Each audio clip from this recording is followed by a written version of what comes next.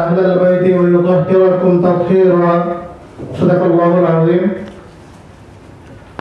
সুন্নি ছাত্র আন্দোলনের দুর্বার কাফেলা বাংলাদেশ আঞ্জুমানে তালামীদ ইসলামিয়া সিলেট মহানগর শাখার উদ্যোগে আয়োজিত আজকের এই সেমিনারের প্রিয় সভাপতি, মঞ্চে আসীন আজকের অনুষ্ঠানের সম্মানিত প্রধান অতিথি, সুন্নি ছাত্র কাফেলা বাংলাদেশ আঞ্জুমানে তালামীদ ইসলামিয়ার মোহতারাম কেন্দ্রীয় সভাপতি ছাত্রনেতা দুলাল আহমদ, মঞ্চে আসীন সম্মানিত অতিথিবৃন্দ, প্রিয় তালামিজ কর্মী বন্ধুগণ, আমি শুরুতে আপনাদেরকে প্রাণঢালা মোবারকবাদ জানাচ্ছি। আজকের সেমিনারে আমাকে মূল প্রবন্ধ পাঠের জন্য বলা হয়েছে। আমাদের আজকের এই সেমিনারের শিরোনাম আশুরা ও কারবালা, তাৎপর্য ও শিক্ষা। এ বিষয়ে আসলে আমরা সকলেই জানি, আপনারা সকলেই জানেন। তো আমি মূলত এই প্রবন্ধে কিছু দলিল সংযুক্ত করেছি, যেটা হয়তো আপনাদের কাজে আসতে পারে। আমি মূল প্রবন্ধে চলে যাচ্ছি। আশুরা ও কারবালা, তাৎপর্য ও শিক্ষা। হিজরি বর্ষের প্রথম মাস মুহররমের 10 তারিখ আশুরা দিবস নামে পরিচিত। আবার এদিনে কারবালার ময়দানে নবী দৌহিত্র ইমাম হুসাইন রাদিয়াল্লাহু তাআলা আনহু সপরিবারে শাহাদাত বরণ করেছিলেন বলে এদিন কারবালা দিবস নামেও প্রসিদ্ধ। ইতিহাসে এদিন অত্যন্ত গুরুত্বপূর্ণ ও তাৎপর্যবহ। আজকের এই নিবন্ধে আমরা আশুরা দিবসের তাৎপর্য এবং কারবালার সংক্ষিপ্ত ইতিহাস ও শিক্ষা অতি সংক্ষেপে তুলে ধরার চেষ্টা করব ইনশাআল্লাহ। আশুরার তাৎপর্য। আশুরার দিনের গুরুত্ব তাৎপর্যের মূল কারণ হলো এদিনে অনেক ঐতিহাসিক ঘটনা সংঘটিত হয়েছে। এর মধ্যে সবচেয়ে নির্ভরযোগ্য বর্ণনায় আমরা যে ঘটনার উল্লেখ পাই তা হলো আল্লাহ তাআলা এদিনে হযরত মুসা আলাইহিস সালাম তার সম্প্রদায় বনী ইসরাইলকে মুক্তি দিয়েছিলেন এবং ফেরাউনকে ডুবিয়ে মেরেছিলেন। হযরত আব্দুল্লাহ ইবনে আব্বাস রাদিয়াল্লাহু আনহু থেকে বর্ণিত, তিনি বলেন, কাদিমান নবী সাল্লাল্লাহু আলাইহি ওয়াসাল্লাম আল মাদিনাতা ফারাআল ইয়াহুদা তাসুবু ইয়াওম আশুরা ফাকালা মা হাদা قالوا هذا يوم صالح هذا يوم نجى الله بني إسرائيل من عدوهم فصامه موسى قال فأنا أحق بموسى منكم فصامه وأمر بصيامه। অর্থাৎ রাসূলুল্লাহ সাল্লাল্লাহু আলাইহি ওয়াসাল্লাম মদিনা শরীফে তাশরিফ আনার পর আশুরার দিন ইহুদিদের রোজা রাখতে দেখে জিজ্ঞাসা করলেন, এটা কি? তারা বলল, এটি একটি উত্তম দিন। এদিনে আল্লাহ তাআলা হযরত মুসা আলাইহিস সালাম বনী ইসরাইলকে শত্রুদের হাত থেকে মুক্তি দিয়েছিলেন। ফলে হযরত মুসা আলাইহিস সালাম এদিনে রোজা রাখতেন। একথা শুনে রাসূলুল্লাহ সাল্লাল্লাহু আলাইহি সাল্লাম বললেন, মুসা আলাইহিস সালামের বিষয়ে আমি তোমাদের চেয়ে অধিক হকদার। অতঃপর তিনি নিজে রোজা রাখলেন এবং অন্যদের রোজা রাখার নির্দেশ দিলেন। এই হাদিস বুখারী শরীফে কিতাবুস সিয়াম বা সিয়ামু ইয়াউমি আশুরা এর মধ্যে আছে। মুসনাদ আহমদের মধ্যে আছে আরেকটি বর্ণনা, আন আবি হুরায়রা রাদিয়াল্লাহু তাআলা আনহু قال مر النبي صلى الله عليه وسلم بأناس من اليهود قد صاموا يوم عاشوراء فقال ما هذا من الصوم قالوا هذا اليوم الذي نجى الله موسى وبني إسرائيل من الغرق وغرق فيه فرعون وهذا يوم استوت فيه السفينة على الجودي فصامه نوح وموسى شكرا لله تعالى فقال النبي صلى الله عليه وسلم أنا أحق بموسى وأحق بصوم هذا اليوم فأمر أصحابه بالصوم।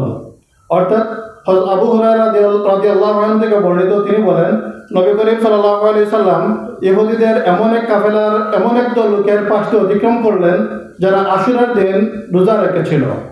তখন তিনি জিজ্ঞাসা করলেন, এটা কিসের রোজা? তারা বললেন, এটি সেই দিন যেদিনে আল্লাহ তাআলা হযরত মুসা আলাইহিস সালাম ও বনী ইসরাইলকে সাগরডুবি থেকে রক্ষা করেছেন এবং ফেরাউনকে ডুবিয়ে মেরেছেন। আর এই দিনে নূহ আলাইহিস সালামের নৌকা জুদি পাহাড়ে গিয়ে বেড়েছিল। ফলে হযরত নূহ আলাইহিস সালাম এবং মুসা আলাইহিস সালাম আল্লাহর শুকরিয়া আদায়ের লক্ষ্যে এদিন রোজা রেখেছিলেন। একথা শুনে রাসূলুল্লাহ সাল্লাল্লাহু আলাইহি সাল্লাম বললেন, মুসা আলাইহিস সালামের বিষয়ে আমি তোমাদের চেয়ে অধিক হকদার এবং এদিনে রোজা রাখার অধিক হকদার। অতঃপর তিনি সাহাবায়ে কেরামকে রোজা রাখার নির্দেশ দিলেন। এই দুটি হাদিসের ভাষ্য অনুযায়ী আশুরার দিন হযরত মুসা আলাইহিস সালাম ও তার সম্প্রদায়ের মুক্তি এবং ক্ষুধাদ্রোহী ও অত্যাচারী ফেরাউনের শরীর সমাধির কারণে ইহুদি সম্প্রদায়ের নিকট দিনটি অত্যন্ত মর্যাদাবান সম্মানিত ছিল। হযরত মুসা আলাইহিস সালাম নিজে এবং তার সম্প্রদায় শুকরিয়া স্বরূপ এদিনে রোজা রাখত। অনুরূপভাবে নূহ আলাইহিস সালাম এদিন প্লাবন থেকে মুক্তি লাভের শুকরিয়া স্বরূপ রোজা রাখতেন। অন্য হাদিসের বর্ণনায় আছে জাহিলি যুগে কুরাইশরাও এদিনে রোজা রাখত। রাসূলুল্লাহ সাল্লাল্লাহু আলাইহি সাল্লাম নিজেও এদিনে রোজা রেখেছেন, তার উম্মতকে রোজা রাখার নির্দেশ দিয়েছেন। এ থেকে যেমন আশুরার দিনের ফজিলত প্রমাণিত হয়, তেমনি এটিও প্রমাণিত হয় যে আল্লাহর পক্ষ থেকে কোনো বিশেষ রহমত বা অনুগ্রহ প্রাপ্তির দিনকে রোজা ও অন্যান্য নেক আমলের মাধ্যমে উদযাপন করা যায়। এটি নবীর সুন্নত। তিরমিজি শরীফে আলী রাদিয়াল্লাহু আনহু থেকে বর্ণিত হাদিসে আছে রাসূলুল্লাহ সাল্লাল্লাহু আলাইহি সাল্লাম এক ব্যক্তিকে বলেছেন, ইন কুনতা সাইমান বাদা শাহরি রমাদান ফাসুম আল মুহাররম ফাইন্নাহু শাহরুল্লাহ ফিহি ইয়াউমুন তাবা ফিহি আলা কওম ওয়া ইয়াতুবু ফিহি আলা কওমিন আখারিন। অর্থাৎ যদি তুমি রমজান মাসের পর অন্য কোনো মাসে রোজা রাখতে চাও তাহলে মুহররম মাসে রোজা রাখো, কারণ এটি আল্লাহর মাস। এ মাসে এমন এক দিন রয়েছে যেদিন আল্লাহ একদল মানুষের তওবা কবুল করেছেন এবং অপর এক দলের তওবা কবুল করবেন। তিরমিজি শরীফে বর্ণনা রয়েছে। এ হাদিসে সরাসরি আশুরার দিনের কথা নেই এবং আল্লাহ কার বা কাদের তওবা কবুল করেছেন তার উল্লেখ নেই, কিন্তু লাতাইফুল মাআরিফ গ্রন্থে এ হাদিস উল্লেখ করে আল্লামা ইবনু রাজব হাম্বলী রাহমাতুল্লাহি আলাইহি লিখেছেন, ওয়াকাদ সাহহা মিন হাদিস আবি ইসহাক আনিল আসওয়াদ ইবনে ইয়াজিদ ক্বালা সাআলতু উবাইদা ইবনে উমাইর আন সিয়ামি ইয়াউমি আশুরা ফাকালা আল মুহাররম শাহরুল্লাহিল আসম ফিহি ইয়াউমুন তিবা ফিহি আলা আদম ফাইন ইসতাতা'তা আল্লা ইয়াবুররা বিকা ইল্লা সুমতা কাযা রুয়া আন শুবা আন আবি ইসহাক। অর্থাৎ আবু ইসহাক বর্ণিত হাদিসে সহিহ সূত্রে সাব্যস্ত আছে যে আসওয়াদ ইবনে ইয়াজিদ বলেন, আমি উবাইদ ইবনে উমাইরকে আশুরার দিনের রোজা সম্পর্কে জিজ্ঞাসা করলাম। তিনি বললেন, মুহররম হলো আল্লাহর মাস। এতে এমন এক দিন রয়েছে যেদিন আল্লাহ তাআলা আদম আলাইহিস সালামের তওবা কবুল করেছেন। সম্ভব হলে যখনই এদিন আসবে তখন তুমি রোজা রাখবে। ইমাম শুবা থেকে অনুরূপ বর্ণিত হয়েছে, তিনি আবু ইসহাক থেকে বর্ণনা করেছেন। এই বর্ণনা ইবনু রজব হাম্বলী লাতাইফুল মাআরিফ গ্রন্থে উল্লেখ করেছেন। আল্লামা ইবনু রজব হাম্বলী এ বিষয়ে আরও কয়েকটি বর্ণনা এনেছেন। তিনি লিখেছেন, ইবনে আব্বাস রাদিয়াল্লাহু বর্ণিত, তিনি বলেন, এদিন অর্থাৎ আশুরার দিন আদম আলাইহিস সালামের তওবা কবুল করা হয়েছে। ইমাম আব্দুর রাজ্জাক স্বীয় সনদে হযরত ইকরামা রাদিয়াল্লাহু আনহু থেকে বর্ণনা করেন, তিনি বলেন, ওয়া ইয়াউমুন তাবাল্লাহু ফিহি আলা আদম ইয়াউম আশুরা, আল্লাহ তাআলা আশুরার দিন আদম আলাইহিস সালামের তওবা কবুল করেছেন।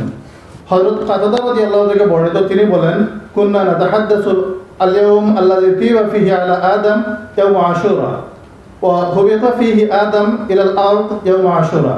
আমরা বলাবলি করতাম যেদিন আল্লাহ তাআলা আদম আলাইহিস সালামের তওবা কবুল করেছেন সেদিন হলো আশুরার দিন, আর যেদিন আদম আলাইহিস সালামকে পৃথিবীতে নামিয়ে দেওয়া হয়েছিল সেদিনও হলো আশুরার দিন।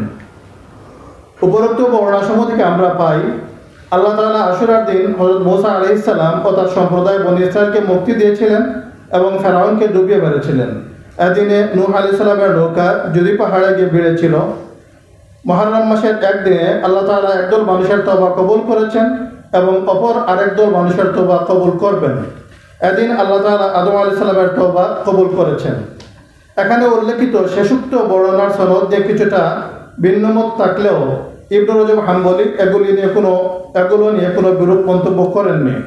উপরন্তু আল্লামা আব্দুল হাই নবী রাহমাতুল্লাহি আলাইহি এগুলো সাবিত আছে বলে উল্লেখ করেছেন। সুতরাং ফজিলতের বর্ণনায় এগুলো গ্রহণ করতে কোনো অসুবিধা নেই। তবে আশুরার দিন সম্পর্কে আরও কিছু বর্ণনা আছে, যেমন এদিনে আল্লাহ আসমান, জমিন, লৌহ, কলম, জিব্রাইল ও অন্যান্য ফেরেশতা সৃষ্টি করেছেন। এদিন আদম আলাইহিস সালামকে সৃষ্টি করেছেন ইত্যাদি ইত্যাদি। আবার কোনো কোনো বর্ণনায় 10টি ঘটনার উল্লেখ সহ দীর্ঘ বর্ণনা রয়েছে। এগুলো মুহাদ্দিসিনে কেরামের দৃষ্টিতে মওযু বা বানোয়াট। আশুরা দিবসে আমাদের করণীয়।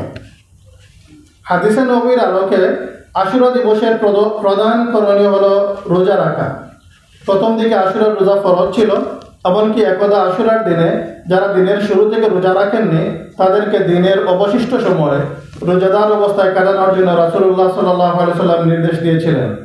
যেমন হযরত সালামা ইবনে আকওয়া রাদিয়াল্লাহু তাআলা আনহু থেকে বর্ণিত, তিনি বলেন, আমারা নবী সাল্লাল্লাহু আলাইহি সাল্লাম রাজুলাম মিন আসলাম আন আযদিন ফিন নাস আন্না মান কানা আকালা ফালইয়াসুম বাকিয়াতা ইয়াউমিহি ওয়া মান লাম ইয়াকুন আকালা ফালইয়াসুম ফা ইন্নাল ইয়াওমা ইয়াওমু আশুরা। অর্থাৎ রাসূলুল্লাহ সাল্লাল্লাহু আলাইহি সাল্লাম আসলাম গোত্রের এক ব্যক্তিকে মানুষের মধ্যে ঘোষণা দিতে নির্দেশ দিয়েছিলেন যে যারা ইতিমধ্যে খেয়ে নিয়েছে তারা যেন বাকি দিন রোজা রাখে, আর যারা এখনো খায়নি তারাও যেন রোজা রাখে, কেননা আজ হলো আশুরার দিন। বুখারী শরীফের মধ্যে বর্ণনা রয়েছে, রমাদানের রোজা ফরজ হলে আশুরার রোজার এই আবশ্যকতা বাকি থাকেনি, বরং তার নফল হয়ে যায়।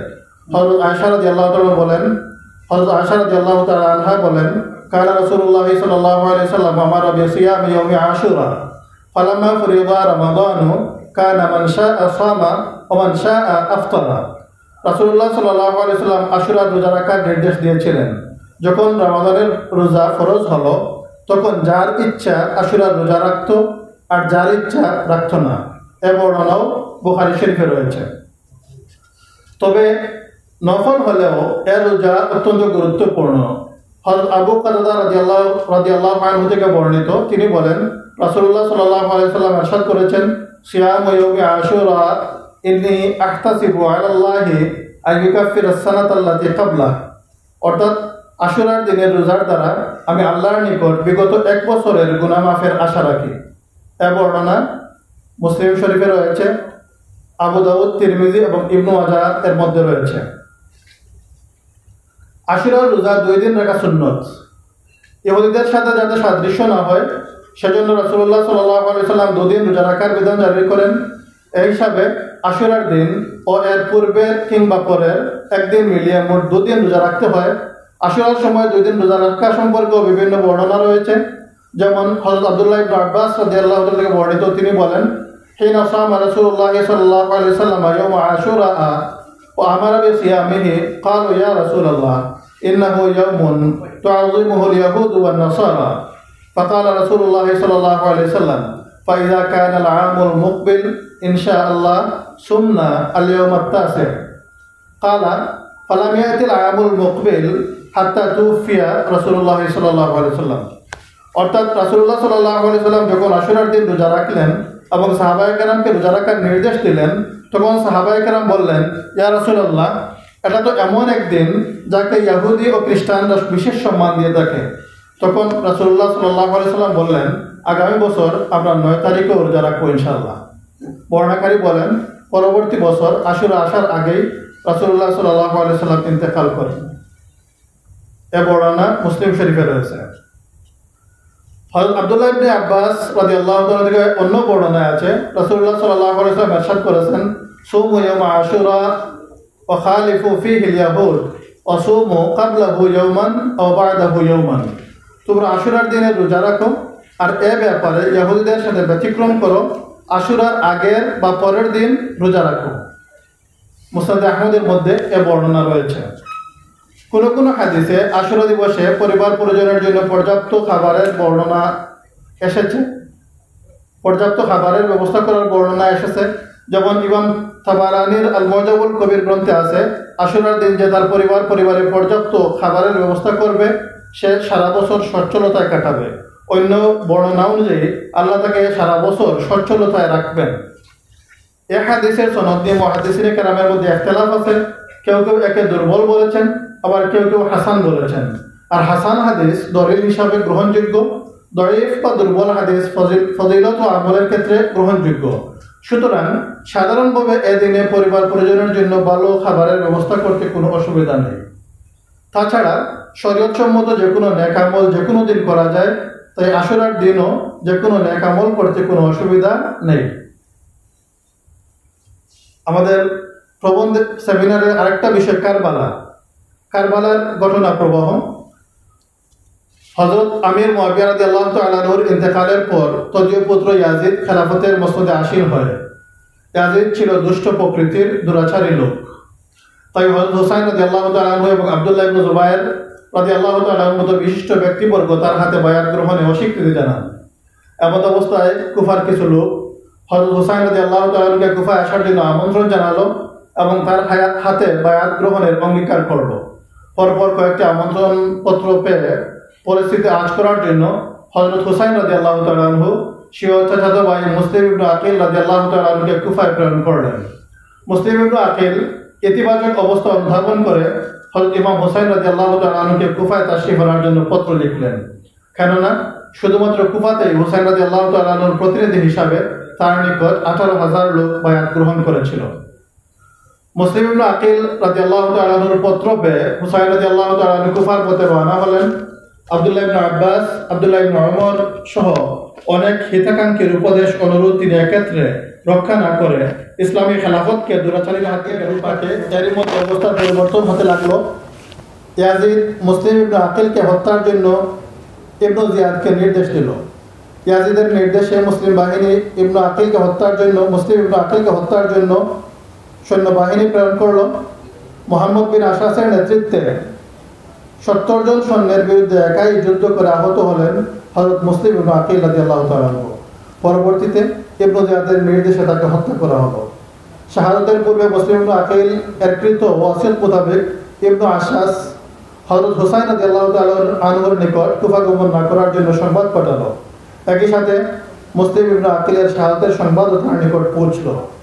এ সংবাদের প্রেক্ষিতে মুসলিম ইবনে আকিলের গোত্রের সবাই হত্যার প্রতিশোধ গ্রহণের শপথ নিলে কুফায় যাওয়া ছাড়া হযরত হুসাইন রাদিয়াল্লাহু তাআলা আনহুর সামনে আর কোনো পথ খোলা থাকলো না।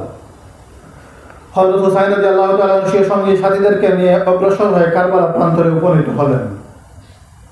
61 হিজরির 10 মুহররম কারবালা প্রান্তরে বরদ্দ ইমাম হুসাইন রাদিয়াল্লাহু তাআলা আনহু বিশাল সেনাবাহিনী কিংবা যুদ্ধের প্রস্তুতি কোনোটি নেই প্রয়োজনীয় অস্ত্রশস্ত্র, সাথে আছে কেবল আল্লাহর রাহে নিবেদিত 72 জন সদস্যের ক্ষুদ্র কাফেলা।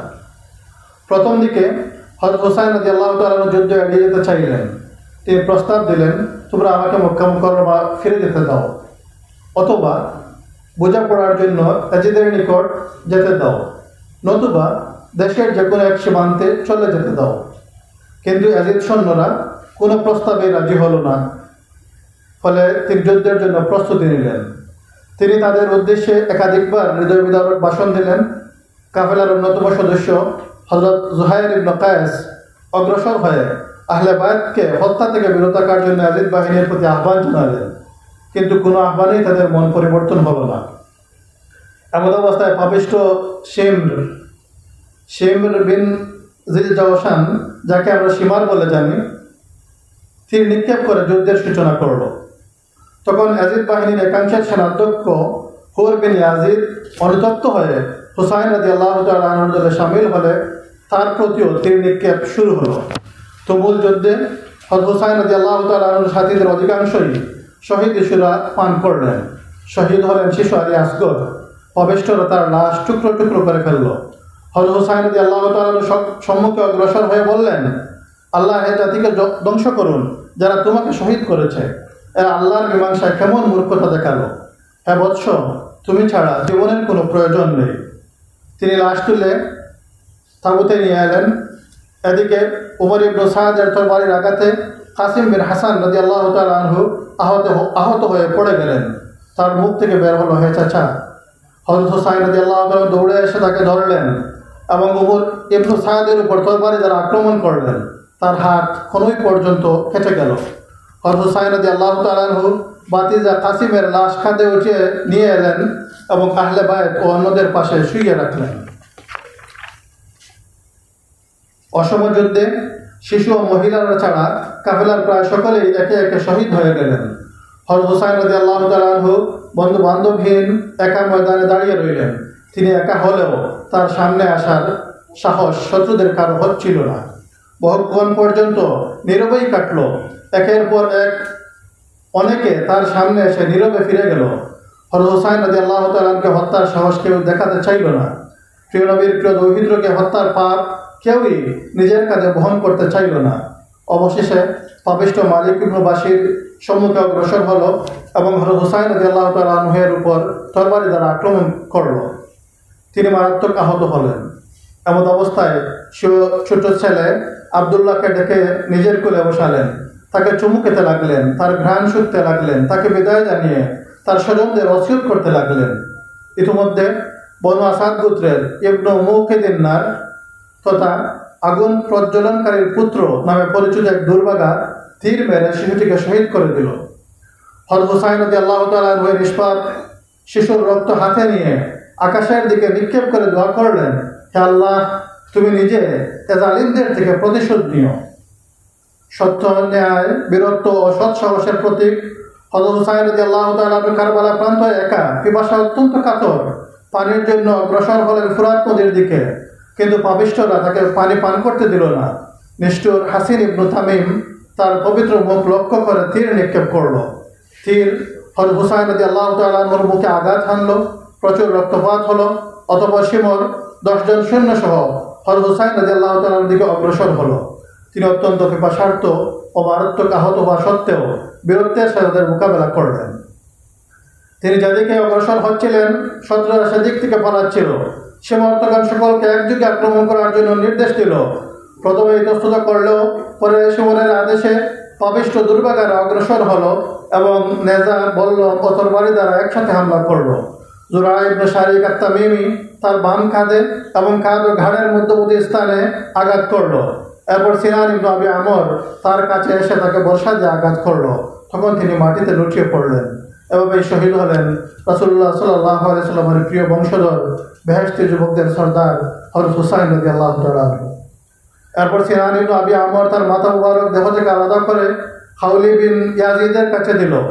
শাহাদাতের পর হযরত হুসাইন রাদিয়াল্লাহু তাআলার শরীরে 33টি নেজার আঘাত, 34টি তরবারির আঘাত এবং অসংখ্য তীরের আঘাত দেখা গিয়েছিল। কারবালার শিক্ষা। কারবালার ইতিহাস পর্যালোচনা করে এটি দিবালোকে স্পষ্ট হয়ে ওঠে যে কারবালার মূল শিক্ষা হলো অন্যায়ের বিরুদ্ধে মাথা তুলে দাঁড়াবার শিক্ষা।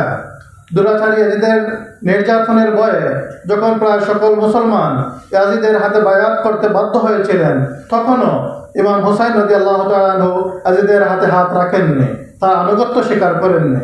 দুরাচারীর হাত থেকে ইসলামী খেলাফতকে রক্ষার জন্য তিনি জীবনের শেষ মুহূর্ত পর্যন্ত সংগ্রাম করেছেন। অবশেষে সত্য ও ন্যায়ের জন্য অল্প সংখ্যক সাথী নিয়ে জিহাদ করে জীবন কোরবানি দিয়েছেন। কারবালার ময়দানে ইমাম হুসাইন রাদিয়াল্লাহু তাআলা শহীদ হলেও তার আদর্শ বিলুপ্ত হয়নি। স্বাধীন লোকবল ও অস্ত্র বলে ইয়াজিদ বাহিনী বিজয় লাভ করলেও সে বিজয় ছিল ক্ষণস্থায়ী। পক্ষান্তরে ইমাম হুসাইন রাদিয়াল্লাহু তাআলা আনহুর আদর্শ আজও অক্ষয়, অমর। তার আদর্শে অনুপ্রাণিত হয়ে সময়ে সময়ে ন্যায়ের পতাকা উড্ডীন হয়েছে দেশ দেশান্তরে, কালান্তরে। পুনর্জীবন লাভ করেছে ইসলাম। এটিও কারবালার অন্যতম শিক্ষা। মৌলানা মোহাম্মদ আলী জওহর যথার্থই বলেছেন, কতলে হুসাইন আসল মে মরগে ইয়াজিদ হ্যায়, ইসলাম জিন্দা হোতা হ্যায় হর কারবালা কে বাদ। হুসাইনের শাহাদত মূলত ইয়াজিদেরই মৃত্যু। প্রত্যেক কারবালার পর ইসলাম পুনর্জীবন লাভ করে। কারবালা অসুখ পালনের সংস্কৃতি। আশুরা তথা কারবালার দিন শিয়ারা সুখ পালন করে থাকে। এ ধরনের সুখ পালনের রীতি ইসলামের প্রকৃত আকীদার সাথে সাংঘর্ষিক। ইবনে হাজার আল হায়সামী রহমতুল্লাহি আলাইহি লিখেছেন, খবরদার, শিয়াদের বেদাতি প্রথা যেমন হাসতা মুমিনদের চারিত্রিক বৈশিষ্ট্যের সাথে সামঞ্জস্যপূর্ণ নয়। এসব জায়েজ হলে নবী করিম সাল্লাল্লাহু আলাইহি ওয়াসাল্লামের ওফাত দিবসে তা করা অধিক সমীচীন ও যুক্তিযুক্ত হতো। সুতরাং কারবালার দিন মাতম, কান্নাকাটি, সুখ পালন এবং ইসলামের স্বীকৃত নয় এমন সকল কাজ থেকে বিরত থাকা উচিত।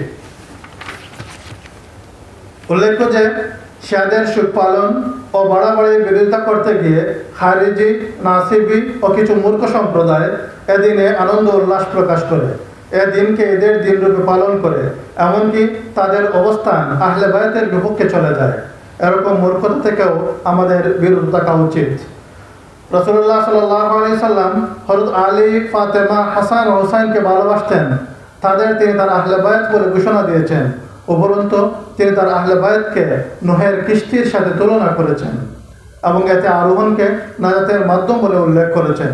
সুতরাং সর্বাবস্থায় আহলে বায়তের প্রতি ভালোবাসা পোষণ করা এবং তাদের বিরুদ্ধে বাড়াবাড়িতে লিপ্ত খারিজি সম্প্রদায় থেকে দূরে থাকা আবশ্যক। আল্লামা ইবনে হাজার আল-হাইসামী রাহমাতুল্লাহি আলাইহি লিখেছেন, আহলে বায়তের বিপক্ষে বাড়াবাড়িতে লিপ্ত খারিজি ও মূর্খদের বেদাত থেকে দূরে থাকবে, যারা ধ্বংস দিয়ে ধ্বংসকে, বেদাত দিয়ে বেদাতকে এবং মন্দের মাধ্যমে মন্দকে মোকাবেলা করে। যেমন শিয়াদের সুখের বিপরীতে অত্যধিক আনন্দ উল্লাস প্রকাশ, আশুরার দিনকে ঈদের দিনে রূপান্তর, এর দিনে চুলে কলপ, চোখে সুরমা ও নতুন পোশাক পরে সাজসজ্জায় মেতে ওঠা, অতিরিক্ত ব্যয় ও সাধারণ অভ্যাসের চেয়ে উন্নত খাবার ও খিচুড়ি পাকানো ইত্যাদি। তাদের বিশ্বাস মতে এসব সুন্নত ও ধারাবাহিকভাবে চলে আসা আমল, অথচ এ জাতীয় কর্মকাণ্ড বর্জন করাই হলো সুন্নত, কেননা এসব কাজের পক্ষে নির্ভরযোগ্য কোনো বর্ণনা ও গ্রহণযোগ্য কোনো বিশুদ্ধ হাদিস নেই। আল্লামা ইবনে হাজার হাইসামী রাহমাতুল্লাহি আলাইহি তার আস-সাওয়াইকুল মুহরিকা গ্রন্থের মধ্যে এ বর্ণনা উল্লেখ করেছেন। শেষ কথা, ইতিহাসের পথ পরিক্রমায় 10 মুহররম একদিকে মুক্তি ও আনন্দের বার্তাবাহী, অন্যদিকে হুসাইন রাদিয়াল্লাহু তাআলা আনহুর নির্মম শাহাদাতের স্মৃতিবাহী। কিন্তু এই শোক স্মৃতি মুসলমানদের বিচলিত করে না, বরং অন্যায়ের বিপক্ষে সংগ্রামে অনুপ্রাণিত করে। হযরত হুসাইন রাদিয়াল্লাহু তাআলা আনহুর শাহাদত ত্যাগ ও কুরবানির এক অনুপম দৃষ্টান্ত। তাই তার শাহাদত দিবসে শোক পালন কিংবা মরশিয়া গাওয়া নয়, বরং শপথ নিতে হবে অন্যায়ের বিরুদ্ধে লড়ার, সত্যের পক্ষে জীবন কোরবানি করার। আল্লাহ আমাদেরকে সত্য ও ন্যায়ের পক্ষে জীবন কোরবান করার মানসিক শক্তি এবং ক্ষমতা দান করুন। আমিন। ওয়া আখিরু দাওয়ানা আলহামদুলিল্লাহি রাব্বিল আলামিন। সবাইকে মুবারকবাদ জানিয়ে আমি বিদায় নিচ্ছি। আসসালামু আলাইকুম ওয়া রাহমাতুল্লাহ।